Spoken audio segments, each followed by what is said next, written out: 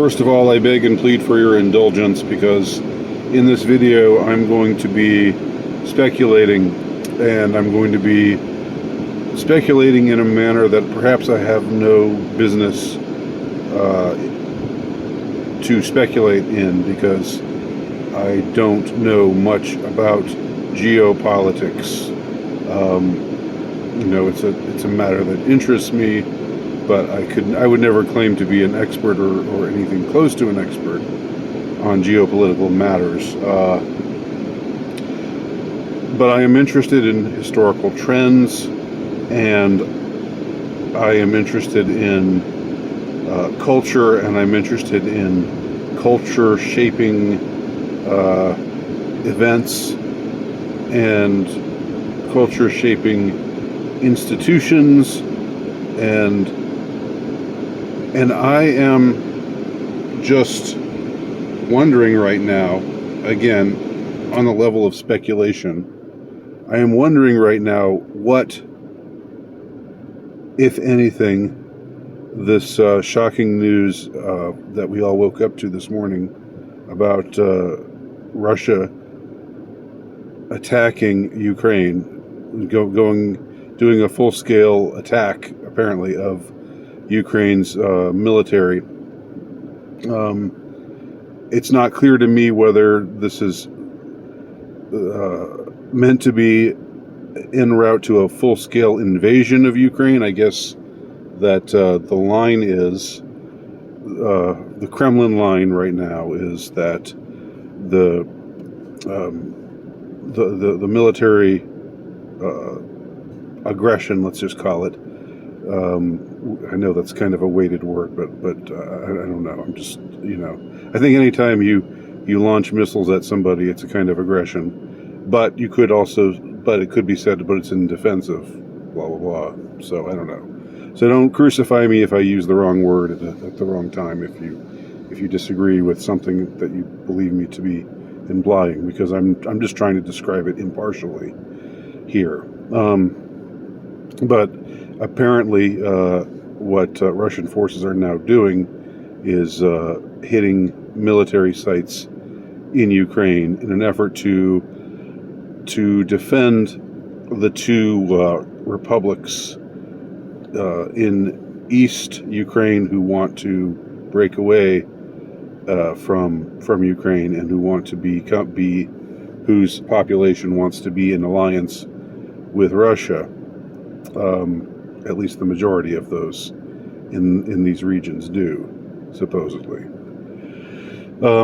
And supposedly these are both regions that are more heavily Russian than Ukrainian ethnically.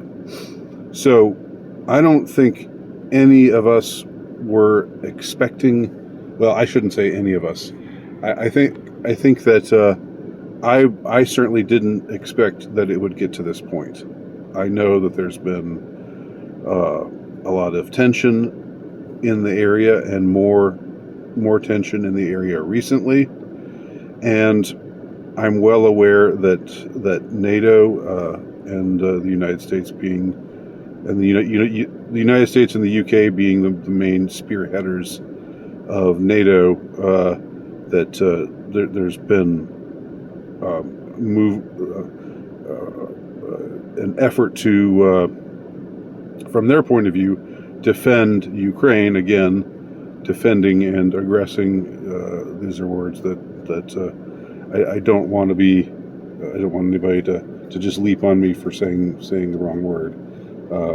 But again, from a certain point of view, as Obi-Wan Kenobi famously said, there's two sides to every story, and on the Ukrainian side, they were saying, look, we've got all these Russian soldiers massing at our border, and NATO, can you help us out? And NATO said, yes, we're going to help you out.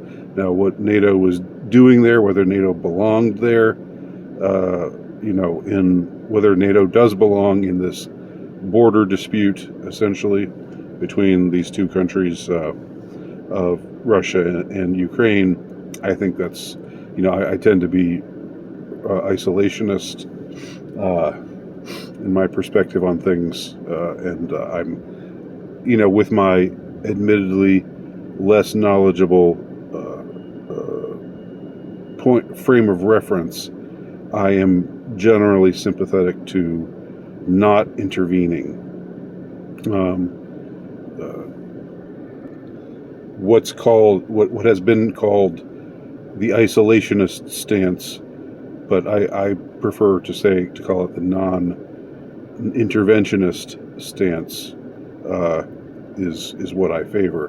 But the justice of what Russia is doing right now is certainly questionable, to say the least, and especially if what they say is that military targets are the ones that they're focusing on, yet it is still aggression, and who knows if civilians have died. Probably some have been injured in some of these attacks, but and it's also unclear, have they sent ground troops in or not? The fog of war has prevailed, or is prevailing right now. And Putin doesn't seem to want to show much of his hand. He's just said, this is what we're going to do right now. We've determined that it's in our best interest to take this course of action. So I want not to comment so much about who's right and who's wrong in this conflict. But I want to look at it in a way that takes sort of zooms back and takes the 20,000 foot look at, is that high enough? 20,000 feet. Takes the broad look at what's happening now in historical context. And interestingly, what got me on this frame of mind, what got me thinking in this manner, is I had somebody post something about the return of Pluto. Now, I'm not big on astrology. I don't follow astrology.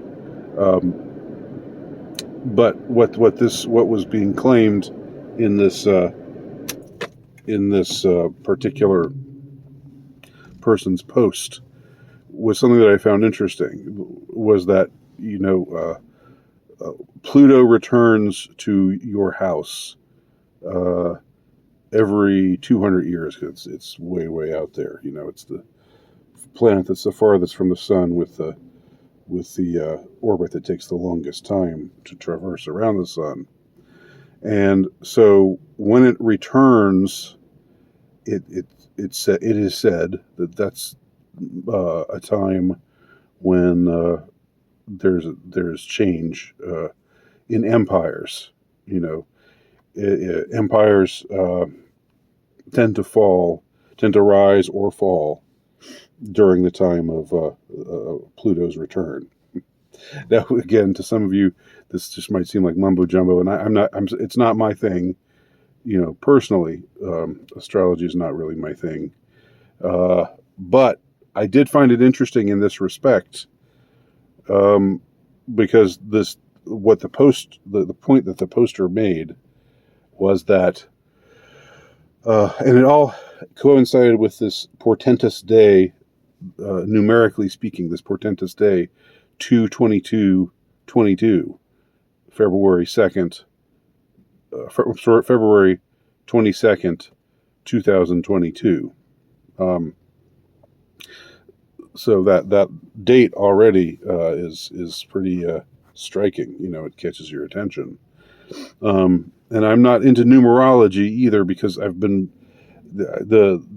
heard so much about numerology and gematria and things like that, but it's always been a little frustrating to me, because it's always seemed to me like anything can mean practically anything, and so I just kind of throw up my hands in frustration at it.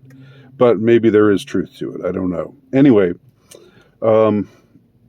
supposedly the return of Pluto coincided with the end of the Roman Empire, and it also coincided with the birth of the American nation, that 1776 was the last time Pluto returned, and now it has gone around and returned again. So might this be an eon-shifting event? I think it's undeniable that we've seen the American empire fall from its glory, from its former glory.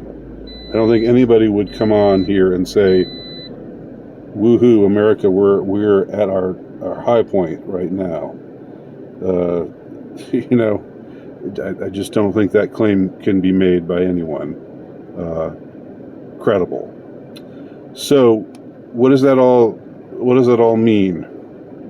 What I'm wondering is, and again, remember I started out this video asking you for your latitude, and I hope some of you are granting it to me.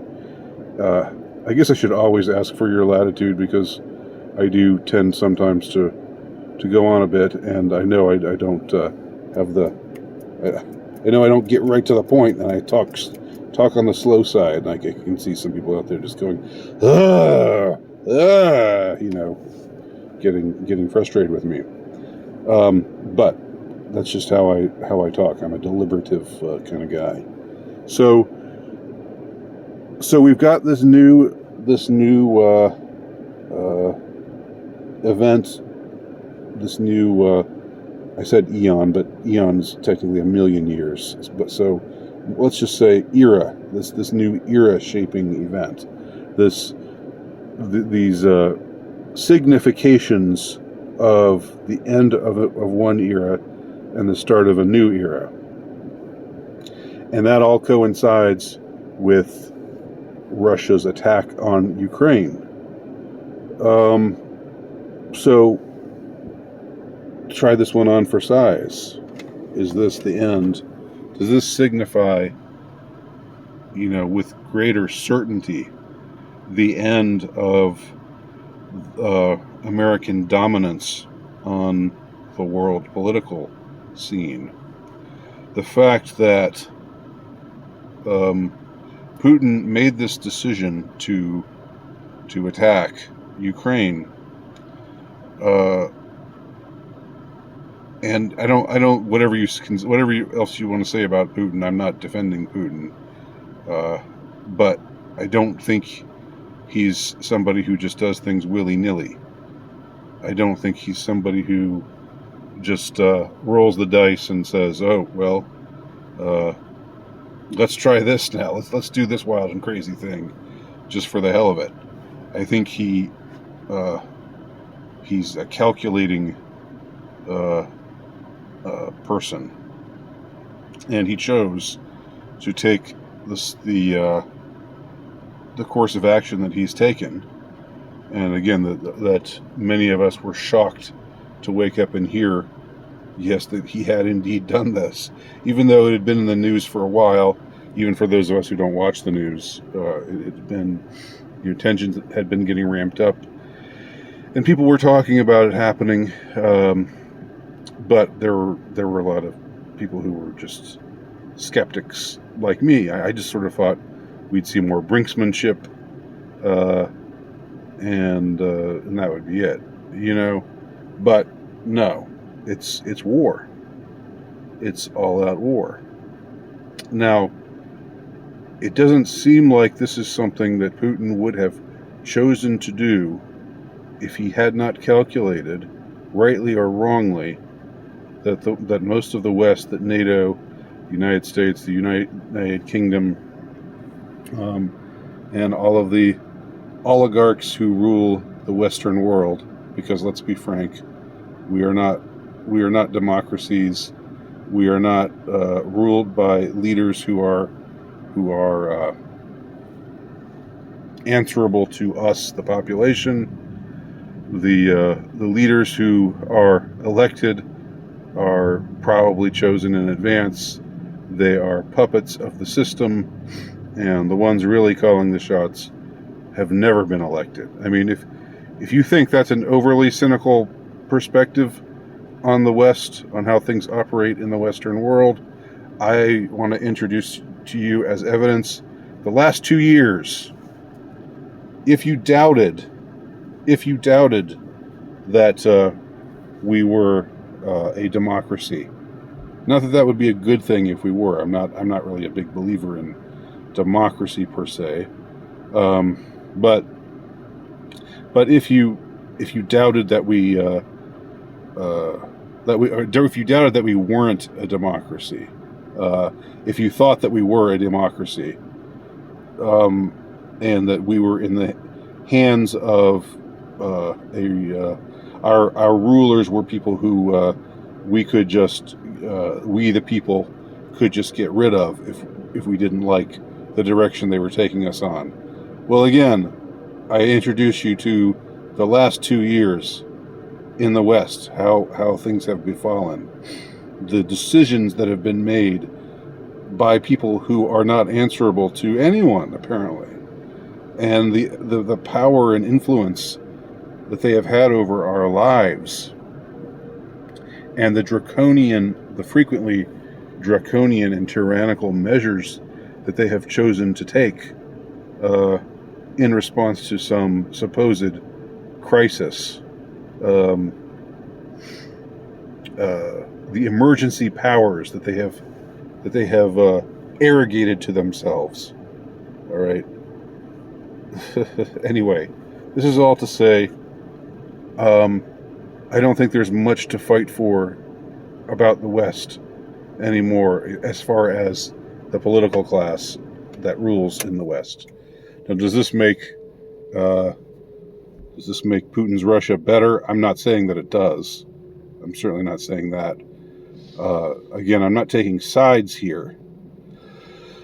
Although I suppose I have tipped my hand in sharing the contempt that I feel towards most of the ruling class of the West, including the ruling class of the country that I live in.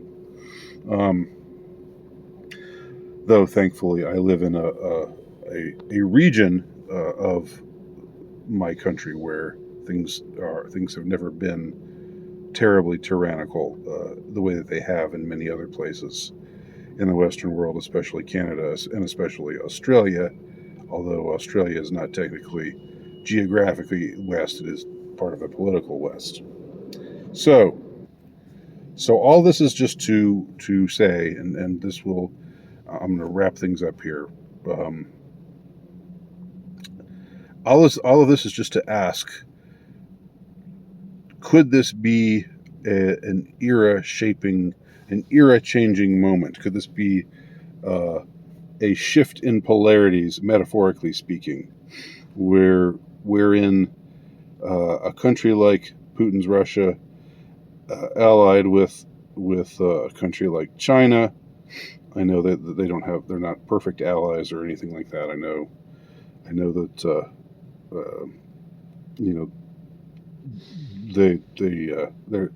they share some common bonds, and also some things that that don't necessarily make them great allies. But could this be a shifting in the axis of power? Could this represent a shifting? Because what is the West going to do? Is there will in the West to take actual military action to fight a war? I don't think there is. I don't think if troops are deployed to fight a full-scale war like was done in Iraq in 2003 and in Iraq before that in 1991, I think that will be a hugely unpopular thing, and it will sink Biden even lower than he already has sunk. His first year in office has been pretty abysmal, and again, I'm not saying that just because I dislike him, although I do dislike him, but I think objectively speaking, looking at his first year in office, it's we've got a weak regime here, and Putin is taking advantage of this opportunity. And it's not just about Biden, though. It's about just the accumulated degeneracy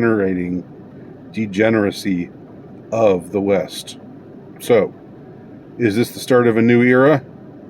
Let me know what you think.